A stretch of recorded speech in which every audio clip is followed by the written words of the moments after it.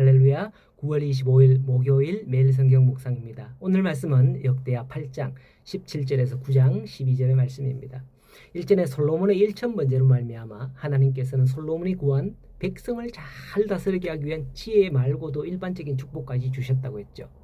오늘 본문에서 그 결과 중에 하나로 오빌의 금 450달란트를 언급을 하는데요. 한 달란트가 얼마냐면 34.5kg이에요. 그래서 이거를 전체를 계산을 하면 약 15톤 정도 되는 양입니다. 요즘 돈으로 금한 돈이 얼마죠? 괜히 계산하기 싫으시요. 엄청난 양이거든요, 이게. 본문에서는 이러한 재물의 축복을 언급을 하는가 하면 곧이어 스바 왕이 솔로몬을 방문하는 장면을 기록하고 있습니다. 솔로몬은 대개 무역을 활발하게 전개하여서 막대한 부를 축적하게 되었고 그에 대한 명성은 그 먼 나라 스바까지도 알려지게 된 것이다 라는 거죠. 실례로 스바 여왕이 방문을 하게 되는 것도 그 이유인 것이죠. 그러나 본문에 나오는 스바가 어딘지에 대해서는 현대에 이르러서는 그 지명을 정확하게 알 수는 없다고 합니다. 어떤 학자들은 에디오피아 연안이 아니겠느냐 그렇게 합니다. 신약 사도행전에 에디오피아 여왕의 국고를 맡은 네시 간다게가 방문하기도 했었잖아요. 하지만 많은 학자들의 지지는 스바가 아라비아 남부 지역에 대한 고대 명칭이다라고 그렇게 봅니다. 오늘날의 예멘이 자리한 그곳이라고 하죠. 마태복음 12장에서도 예수님께서도 언급을 하는데요. 스바는 남방 땅끝에 위치하고 있다라고 그렇게 언급을 하고 있습니다.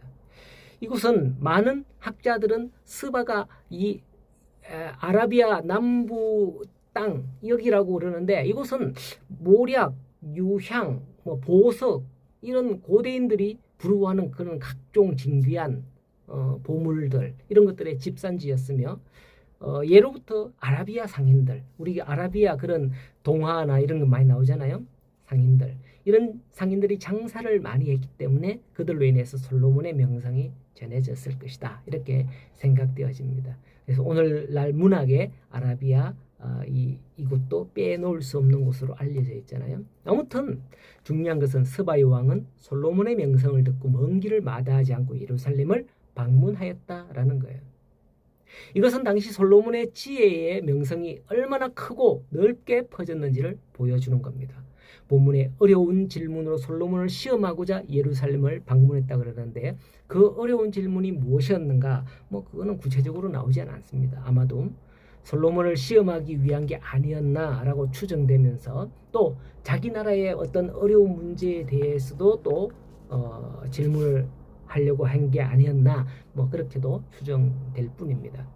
사람이 어려운 문제에 직면하게 될 때 해결해 나가는 방법은 여러 가지가 있겠습니다만 분명한 것은 자기 스스로 혼자는 완전히 해결할 수 없는 것이 분명하다라는 거예요. 그래서 왕도 신하들에게 의논하기도 하고 이렇게 하죠. 어쨌든 다른 사람과 의논하고 도움을 받아야 해결될 때도 있습니다. 또 그 외에도 하나님의 사람에게 나와야 할 때도 있는 거예요. 사무엘상인가 그 보면 사울이 왕이 되기 전 젊은 시절에 나귀를 잃어버렸을 때에 그 나귀를 찾아서 하나님의 사람에게로 우리가 나아가자 이렇게 했기도 했지 않습니까? 자, 그러나 많은 사람들이 혼자 끙끙대는 그런 경우가 많아요. 오늘 말씀에서는 이스라엘과 거리가 멀리 떨어졌지만은 솔로몬의 지혜를 청하고자 이처럼 방문하는 스바 여왕을 볼 수 있는 거예요. 그 모든 어려운 질문을 어떻게 합니까? 솔로몬이 그 모든 질문을 다 대답하였다 그래요. 하나님이 주신 지혜 때문인 거죠. 그에게는 하나님의 지혜의 영이 함께하는 사람이었던 것이죠. 창세기에 보면 요셉이 바로 왕의 꿈을 해석하였을 때 바로가 뭐라 그랬습니까? 41장에 보면 바로가 그의 신하들에게 이르되 이와 같이 하나님의 영에 감동된 사람을 우리가 어찌 찾을 수 있으리요 하고 그에게 인장반지를 빼어주고 나라의 총리를 하도록 했던 거죠. 여러분들이 어디에 있든 어떤 상황 속에 처하든 어떤 문제를 안고 있든 일단은 주저하지 말고 하나님 앞에 나아가시기 바랍니다. 하나님 앞에 나아가는 순간 여러분의 인생의 어려운 문제는 이미 해답을 기다리고 준비하시는 하나님을 만날 수 있게 될 것입니다. 5절 이하를 보면 왕께 말하되 내가 내 나라에서 당신의 행위와 당신의 지혜에 대하여 들은 소문이 진실하도다. 하면서 말을 하죠. 솔로몬의 지혜로 말미암아 솔로몬의 신하들이 부럽고 백성들이 부럽고 심지어 8절에 당신의 하나님 여호와를 송축할지로다. 하나님을 스바의 왕 이방인이 찬양을 하고 있습니다. 여러분, 우리가 똑똑하고 지혜롭게 되는 이유가 뭐겠습니까? 그 지혜로 하나님께 영광을 돌리게 하기 위해서 하나님께서는 우리에게 주시는 줄 믿습니다. 잠언의 말씀에 보면 지혜의 근원은 하나님이십니다. 우리들의 지혜로 말미암아 사람들이 하나님을 찬양하게 되기를 바랍니다. 오늘날 사람들이 성도들을 과연 어떻게 볼까요? 그렇지 않은 모습을 보면 참으로 안타깝거든요. 사람들이 성도들을 보면서 참 죄인 취급하고 범죄인 취급하고 지금 뭐 재판하고 뭐 난리잖아요. 감옥 가고 교회를 비방하고 교회 다니는 사람을 비방하고 이런 일이 얼마나 많은가요?